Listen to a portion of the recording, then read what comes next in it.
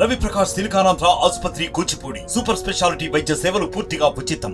Bhuvanagiri BJP parliament అభ్యర్థి బూర నర్సయ్య గౌడ్ ఎన్నికల ప్రచారంలో ముందంజలో ఉన్నారని చెప్పొచ్చు. గత 2 నెలల నుంచే గ్రామాన విస్తృతంగా పర్యటిస్తున్నారు. ఓవైపు మండుతున్నటువంటి ఎండలు, మరోవైపు ప్రచారం ఎలా కొనసాగుతుందో అడిగి తెలుసుకుందాం.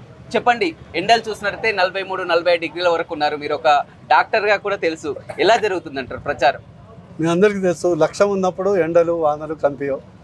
ఈరోజు మోడీ గారు 400 సీట్లతో మరోసారి ప్రధానమంత్రి కావాలి, అందులో భువనగిరి ఉండాలనే దృక్పథంతో భువనగిరి ఓటర్లు ఉన్నారు, ప్రజలు ఉన్నారు, మా క్యాడర్ ఉన్నది, ఇతర పార్టీ క్యాడర్ కూడా బూర నర్సయ్య గౌడ్.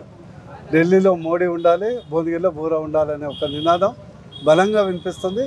అదే మాకు ఎండలు నుంచి ఉపశమనం, వర్షాల నుంచి ఉపశమనం, వడగాల్పుల నుంచి కూడా ఉపశమనం. అదేవిధంగా కాంగ్రెస్ పార్టీది ఎలా చూడవచ్చు? మన తుగ్గూడలో రాహుల్ గాంధీ మేనిఫెస్టో కూడా రిలీజ్ చేయడం జరిగింది. 5 న్యాయ్ 25 గ్యారంటీ అని కూడా మేనిఫెస్టో కూడా రిలీజ్ చేయడం, ఎలా చూడొచ్చు అంటారు? నిజంగా చెప్పాలంటే అలీబాబా 400 చోర్ అని ఉండేది. అలీబాబా 440 దొంగలు, సేమ్ ఎగ్జాక్ట్లీ సంథింగ్. అందులో తల లేదు, తొలకాయ లేదు. ఆ మేనిఫెస్టో మీరు చూశారు. 5 న్యాయ్, ఏం న్యాయ్? అదంతా ఏంటంటే మార్కెటింగ్ ఏజెన్సీలు లేకుంటే రియల్ ఎస్టేట్ వాళ్ళు ప్లాట్లు అమ్మటానికి పెడతారు కదా. అదే కానీ ఒక vision, short term vision, mid term vision, long term vision అనేది దేశానికి కావాలి.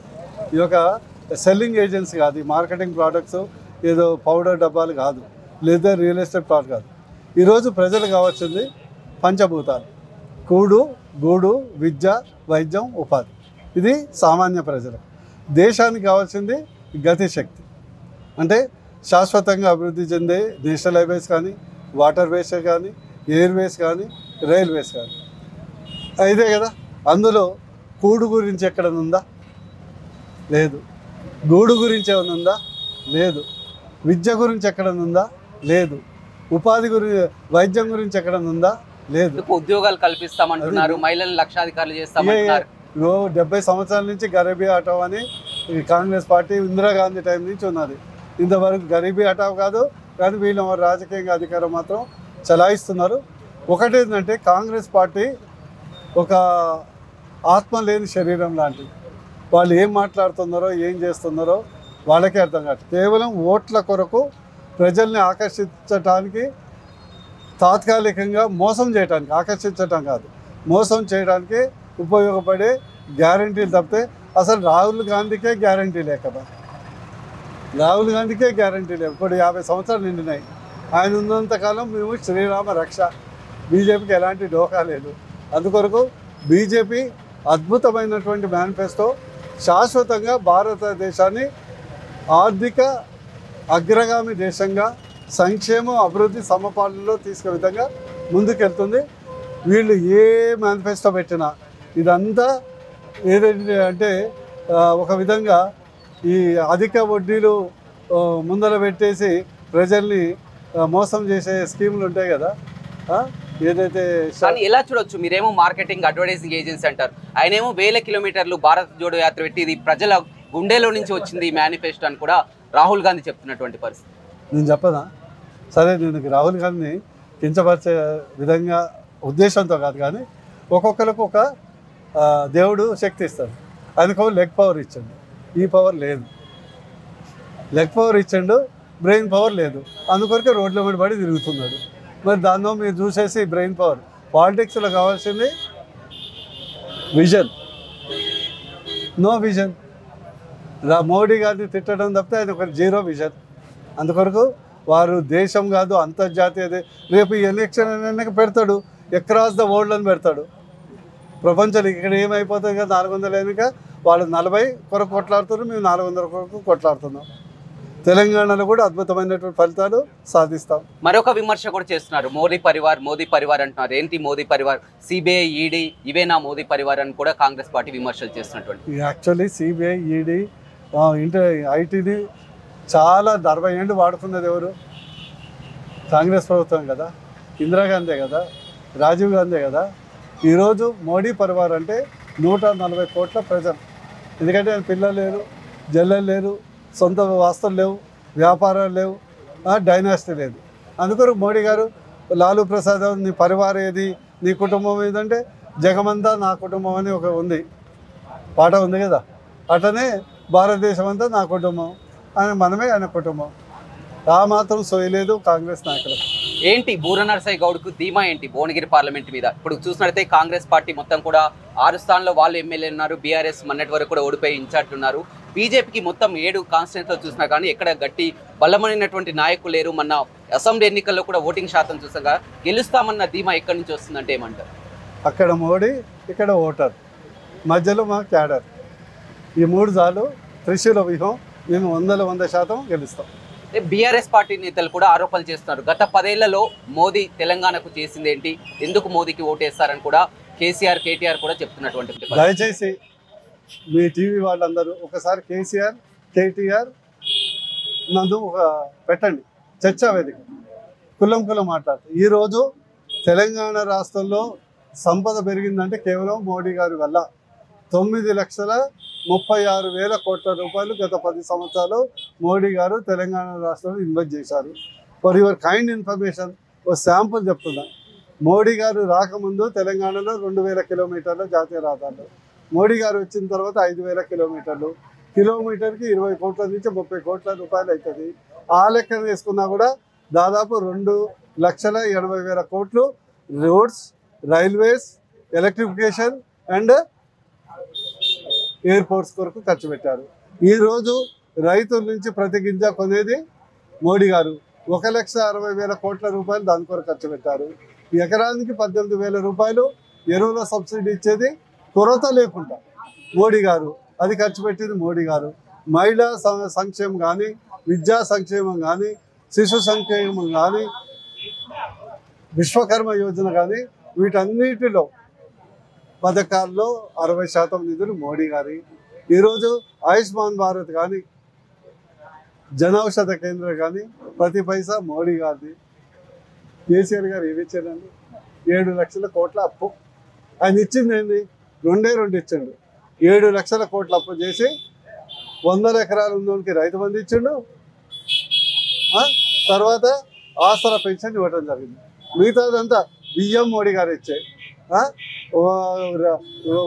ఊర్లో గ్రామీణ ప్రాంతాల అభివృద్ధికి మోడీ గారి పైసలే, రైతులకు మోడీ గారి పైసలే వచ్చాయి, శ్మశాన వాటికి మోడీ గారి పైసలు వచ్చాయి. ఈ యొక్క రామన్నపేట చూడు. కేసీఆర్ బూర నరసయ్య గౌడ్కు ఏం అన్యాయం చేశారు? మొదటగా ఎంపీగా సీట్ ఇచ్చి గెలిపించడం జరిగింది. రెండోసారి మళ్ళీ టికెట్ ఇవ్వడం జరిగింది. మీరు గతంలో కూడా 5 ఏళ్ళు ఎంపీగా చేయడం జరిగింది. బీఆర్ఎస్ హయాంలోనే అభివృద్ధి చేశామని కూడా చెప్తున్నారు. కేసీఆర్ కు బూర నరసయ్య గౌడ్కి ఎక్కడ చెడింది అంటే ఏమంటారు? నాకు ఆయన అన్యాయం చేసిండని ఎప్పుడు నేను అనలేదు. ఆయన తెలంగాణకు అన్యాయం చేశారు. మీరు 5 ఏళ్ళు ఎంపీగా ఉన్నారు కదా, అందుకొరకే కదా 5 ఏళ్ళుగా ఎంపీగా ఉండి నా తెలంగాణ ప్రజలకు రుణం చేస్తున్నా. 9,000 కోట్ల అభివృద్ధి తెచ్చాను. అది పార్టీ పరంగా వచ్చింది కదా? పార్టీ పరంగా ప్రతి పైసా మోడీ గారు కేంద్ర ప్రభుత్వం ద్వారా వచ్చింది. పార్టీ పరంగా 0. ఇంకా మోడీ గారు, కేసీఆర్ గారు అనేక అడ్డంకులు సృష్టించిన ఎయిమ్స్ తెచ్చడంలో నేను ముందరపడి కష్టపడి అవహేళనను హ్యూమిలియేషన్ భరించి తీసుకురావడం జరిగింది. కేంద్రీయ విద్యాలయం తెచ్చాను. ఇందులో రాష్ట్ర ప్రభుత్వం ఏం లేదు. పాస్పోర్ట్కి తెచ్చాను, ఎంఎంటీఏ తెచ్చాను, 5,424 కిలోమీటర్లు జాతీయ రహదారులు తెచ్చాను. కులవృత్తుల కొరకు స్ఫూర్తి పథకం కింద నిధులు తెచ్చాను. మోత్కూరు హ్యాండ్లూమ్ క్లస్టర్ని అడగండి, పెంబర్తి క్లస్టర్ని అడగండి, ప్రతి దగ్గర అడగండి, చెప్పారు. నర్సన్న బీమా, కుటుంబానికి ధీమా, అది కూడా మోడీ గారు న్యూ ఓరియంటల్ ఇన్సూరెన్స్ ద్వారా తెచ్చాను. మన కొంగరకనాలను ఫాక్స్కాన్ కంపెనీ తెప్పించడంలో ప్రధాన పాత్ర. దండు మల్కాపూర్లో 400 ఎకరాల్లో దాంట్లో ప్రధాన పాత్ర. ఇందులో నేనేం చేయలేదు. నేను దాదాపు అమ్మిన ఆస్తులు ఉద్యమానికి రాజకీయం వచ్చిన తర్వాత ఈరోజు 40 నుంచి 50 ఎకరాల పొలం అమ్మాను, ప్లాట్లు అమ్మాను. దాని విలువ దాదాపు 200 కోట్ల పై చెలుకుంటుంది ఈరోజు మార్కెట్ విలువ. అయినా నేను ఎప్పుడు బాధపడలేదు. కేసీఆర్ ప్రజలకు అన్యాయం చేశాడు, బడుగు బలహీన వర్గాలకు చేశాడు అన్యాయం, రైతులకు అన్యాయం చేశాడు, ఉద్యమకారులకు అన్యాయం చేశాడు, తెలంగాణ వర్తక సంఘానికి అన్యాయం చేశాడు, తెలంగాణ కాంట్రాక్టర్లకు అన్యాయం చేశాడు, తెలంగాణ సర్పంచులకు అన్యాయం చేశాడు. ఈరోజు తాజా మాజీలైన సర్పంచులు ఒక్కొక్కడికి పాపం 15 లక్షల నుంచి 30 లక్షలు రావాలి. గత 18 నెలలుగా ఎస్ఎఫ్సి నిధులు ఇవ్వలే. అందుకు నేను బెదిరించాను. నాకు అన్యాయం చేశాను. బూర నరసయ్య గౌడ్ నాకు పదవి ఆకాంక్ష లేదు. నేను ఆయనకు చెప్పాను, నాకు ఏం పదవి ఎక్కర్లేదు, జీవితాంతం పార్టీలో ఉంటా, కానీ మాట వినండి, ప్రజల గోస వినండి. ఇప్పుడు అదే కేసీఆర్ బూర నర్సయ్య గౌడ్ని మళ్ళీ ఓడించాలని ఇక్కడ కూడా ఒక బీసీ అభ్యర్థిని రంగంలోకి దించింది కేవలం బూర నర్సయ్య గౌడ్ కోసమే అనుకోవచ్చు. ఎలా 100% కేసీఆర్తో పాటు ఇక్కడ ఉన్నటువంటి నాయకులు వాళ్ళది పిచ్చి లక్ష్యం ఏంటంటే బూర నర్సయ్య గౌడ్ ఓడించాలి. నేను ఎప్పుడు కేసీఆర్ మీద అవాకులు లేదంటే బూతు పదాలు ఎప్పుడు వాడలే. పాలసీ బద్దంగానే వ్యక్తిగతంగా ఎప్పుడు నేను గౌరవించేది. But as a policy we are in politics. వ్యక్తిగతంగా కేసీఆర్ని గౌరవిస్తాను, అది వేరు. కానీ ఆయన ముఖ్యమంత్రిగా విభేదిస్తాను, అది బూర నర్సయ్య గౌడ్ వచ్చిన బాధ్యత. ఈ రాష్ట్రంలోని బడుగు బలహీన వర్గాలకు భయం లేకుండా వినిపించే గొంతుగా, లాభాపేక్ష లేకుండా వినిపించే గొంతుగా ఓన్లీ బూర నర్సయ్య గౌడ్. కానీ కేసీఆర్ అటు చేవెళ్లలో కానీ, అటు సికింద్రాబాద్ లో కానీ, అటు భువనగిరిలో కానీ బీసీ అభ్యర్థులకు టికెట్లు ఇస్తున్నారు, బీసీలను అన్ని విధాలా ఆదుకుంటామని కూడా చెప్తున్నటువంటి పరిస్థితి. చేతులు కాలేక ఆకులు పట్టుకున్నట్టు ఉన్నది. ఆయనకు కనీసము ఎప్పుడన్నా బీసీల పట్ల చిత్తశుద్ధి ఉందా? 2 కోట్ల మంది 50% ఉన్న వాళ్ళకు జనాభా ఎంతమంది? అసలు ప్రగతి వల్ల ఒక బీసీ ఉండదా? నేను ఎప్పుడు కోసం కనీసం 2 పర్యాయాలు ఎంపీ టికెట్ ఇచ్చారు. బూర నర్సయ్య కూడా ఇచ్చినా ఇవ్వకుండా ఉన్నప్పుడు బయటకు వచ్చా. అప్పుడు బీజేపీ పార్టీ ఎట్లుందో మీకు తెలుసు. ఈరోజు మేము ఎంపీలు గెలుస్తున్నాం, ఆ రోజు అయితే లేం కదా సీన్లా. నేను ఎదిరించి వచ్చినా, అన్ని నష్టపోతానని వచ్చినా, కానీ వాయిస్ వినిపిస్తానని వచ్చి. ఈరోజు మీకు ఎగ్జాంపుల్ చెప్తా. ఈరోజు ఇక్కడ ఉన్నటువంటి పక్క భువనగిరి ఎమ్మెల్యే మొన్నటి వరకు కాంగ్రెస్ ఎమ్మెల్యే టికెట్ కొరకు ప్రయత్నం చేసింది కదా. అంటే ఒక రకంగా రాజకీయ వ్యభిచారమే కదా. ఇదే పార్టీలో వండుకుంటూ ఆ పార్టీ కొరకు అదే మరి అక్కడ టికెట్ దొరకకుంటే ఇక్కడ వస్తే మన parliament meeting TRS party BRS meeting పెట్టి మిగతా బీసీ నాయకులందరూ కింద పెట్టి ఒక వ్యభిచారి, రాజకీయ వ్యభిచారిని నువ్వు పైన గద్దె మీద పెడితే నిన్ను ఏమంటారు? ఆ కేసీఆర్ ఆత్మ చచ్చిపోయింది, పైసలు ఉన్నోడు కావాలి. కేసీఆర్కు ఇలా ఎవడు దిక్కులేదు కాబట్టి బీసీలకు ఇస్తున్నాడు. ఎందుకంటే మిగతా నాయకులు పైసలు ఉన్న నాయకులు నాకు వద్దురపోయింది ఈ సీట్ అని. ప్రధానంగా బూర నర్సయ్య గౌడ్ పై మరొక విమర్శ వస్తుంది. కేవలమైన గౌడ సామాజిక వర్గానికి మొత్తం వారే ఉంటారు, అతను వెంట అదే తిరుగుతారు, గౌడ్లకి ప్రాధాన్యత ఇస్తారని కూడా చర్చ జరుగుతుంది. అది మీలాంటి వాళ్ళు మా యొక్క బీఆర్ఎస్ నాయకులు చేసే కుట్ర.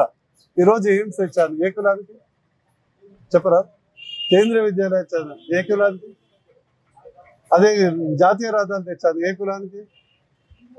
ఈరోజు పాస్పోర్ట్ తెచ్చాను ఏ కులానికి? నేను బరాబర్ బడుగు బలహీన గౌడ్స్తో పాటు అన్ని కులాల అభివృద్ధి కొరకు బరాబర్ నేను కొట్లాడతా. ఇంటకెళ్ళి రచగల వాళ్ళ కదా. ఈరోజు మా అంతా బడుగు బలహీన వర్గాలే ఉన్నారు ఇక్కడ. అగ్రకుల పేదల రిజర్వేషన్ కూడా నేను కొట్లాడిన. బూర నర్సయ్య గౌడ్ డిఎన్ఏ సర్వజన సుఖనో భవ. కళ్ళు మంట ఉన్నోళ్ళు, జీర్ణించుకోలేని వాళ్ళు బూర నర్సయ్య గౌడ్ గెలుస్తాడేమో, గెలిస్తే ఢిల్లీ దాకా బడుగు బలహీన వర్గాల గొంతు వినిపిస్తాడనే భయంతో కంపిస్తున్నారు. ఈ జిల్లాలో ఉన్నటువంటి కొందరు ఉన్నారు, మీకు తెలుసు, జీర్ణించుకోలేవు, పేరుకు చెప్పుకుంటారు. కానీ వీళ్ళందరూ కుహాన లౌకికవాదంతో పాటు పక్తు ఫ్యూడల్ నాయకులు. ఈ ఫ్యూడలిజాన్ని బద్దలు కొట్టడమే బూర నర్సయ్య గౌడ్ లక్ష్యం, బీజేపీ లక్ష్యం. ఎలా ఉండబోతుంది ఓవరాల్ గా తెలంగాణ రాష్ట్ర వ్యాప్తంగా చూసినట్టయితే పార్లమెంట్ స్థానాలు ఎలా ఉండబోతున్నాయి అనుకుంటున్నారు? 10 to 12 అయితే గెలుస్తాం. 10 to 12 మినిమం. అది కూడా మిగతాయి కూడా ఎందుకు పోతున్నాయి అంటే ఓ మార్జిన్లో పోవచ్చు. అది కూడా ఏంటంటే మాకు క్షేత్రస్థాయిలో మనం ఒక 6 నెలల నుంచి సంవత్సరం నుంచి పనిచేసి ఉండే ఒక నాయకుడు పనిచేసి ఉంటే ఖచ్చితంగా గెలుస్తుంది. మోడీ గారి హవా మాత్రం యూనివర్సల్గా ఉంది, దివురు కప్పిన నిప్పులాగా ఉంది, ఓలకన్నలాగా ఉంది. రేపు బ్యాలెట్ బాక్సులు ఈవీఎంలు ఓపెన్ చేసినాక ప్రతి ఈవీఎంలే ముత్తుకుంటాయి మోడీ మోడీ మోడీ మోడీ. భువనగిరిలో మీ ప్రధాన ప్రత్యర్థి ఎవరు అనుకుంటున్నారు? చామల కిరణ్ రెడ్డా, క్యామ మల్లేశ ఎవరు అనుకుంటున్నారు? వీళ్ళు అనుకోను, నాకు ప్రధాన ప్రత్యర్థి కాంగ్రెస్ అనుకుంటా. అదేవిధంగా మరొక చర్చ కూడా జరుగుతుంది. ప్రతిసారి కూడా కేటీఆర్ కానీ ప్రతి ఒక్కసారి రేపు పార్లమెంట్ ఎన్నికల తర్వాత చాలా వరకు సమీకరణలు మాన్నాయి. స్వయంగా రేవంత్ రెడ్డి బీజేపీలో చేరబోతారని కూడా. అరే రేపు కేటీఆర్ కేసీఆర్ చేత మేము వద్దంటామని చెప్పరాదు. ఇప్పుడు మాది నేషనల్ పార్టీ. రేపు కేటీఆర్ కానీ కేసీఆర్ కానీ ఈవెన్ సిపిఐ సిపిఎం కూడా జాయిన్ అయితే వద్దంటామా? మా సిద్ధాంతాలకు అనుగుణంగా ఎవరు వచ్చినా కూడా మేము ఆహ్వానిస్తాం. కానీ మా సిద్ధాంతంలో సనాతన ధర్మం, దేశం, ధర్మం, డెవలప్మెంట్, 3 ప్రిన్సిపల్. దేశం, ధర్మం, development. Nation first, party next, family last. ఈ సిద్ధాంతంలో ఎవరు వచ్చినా కూడా పనిచేయాల్సిన అవసరం ఉంటుంది. రైట్. ఓవైపు చూసినైతే కాంగ్రెస్ పార్టీ ఇప్పటికే వాళ్ళు సన్నాహక సమావేశాలకు సిద్ధమవుతుంది. బీఆర్ఎస్ ఆల్రెడీ ప్రారంభించింది. బీజేపీ ఎప్పటి నుంచి ప్రారంభించబోతుంది? అగ్రనేతల ప్రచారం ఉండబోతుందా? ఇలా ఉండబోతుంది? అగ్రనేతలు ఉండబోతే నేనైతే మీకు తెలుసు, నేను క్షేత్రస్థాయిలో ఉండే మనిషిని, కామన్ మ్యాన్. నేను కామన్ మ్యాన్ ప్రచారం చేస్తున్నాను. దాని తర్వాత ర్యాలీస్ ఉంటాయి. మోడీ గారు కూడా వచ్చే అవకాశం ఉంది ఒకసారి. తర్వాత మా కేంద్ర మంత్రులు కూడా వచ్చే అవకాశం ఉంది. పబ్లిక్ ర్యాలీస్ ఉంటాయి. కానీ ప్రజల గుండెల్లో లబ్డబ్ అని హార్ట్లో ఎట్లా ఉంటుందో అట్లా మోడీ మోడీ అని ఉన్నది. కొంత అక్కడ అప్పుడప్పుడు బూరా బూరా అని అంటున్నారు. ఖచ్చితంగా ఎంపీ గెలవడం మాత్రం ఖాయం అంటారు. ఖచ్చితంగా బీజేపీ ఎంపీ భువనగిరిలో కాషాయ జెండా ఎగరేయడం ఖాయం. రైట్. చూడొచ్చు, బూర నర్సయ్య గౌడ్ ప్రజల మన్ననలు ఉన్నారు. నిరంతరం ప్రజల మనసులో ఉన్నాను. గతంలో ఇక్కడ ఎంపీగా ఉన్నప్పుడు కూడా అనేక సంక్షేమ అభివృద్ధి కూడా చేశాం. ప్రజలంతా కూడా దాన్ని గమనిస్తూనే ఉన్నారు. కాంగ్రెస్ ఏంటో బీఆర్ఎస్ ఏంటో ప్రజలకు తెలుసు. ఖచ్చితంగా భువనగిరి ఎంపీగా గెలిచి తీరుతానని ధీమా వ్యక్తం చేస్తున్నారు. Vote studio. మరిన్ని వీడియోస్ కోసం ఛానల్ ని సబ్స్క్రైబ్ చేయండి. లేటెస్ట్ అప్డేట్స్ కోసం వాట్సాప్ ఛానల్ ని ఫాలో చేయండి. అండ్ లింక్ డిస్క్రిప్షన్ లో ఉంది.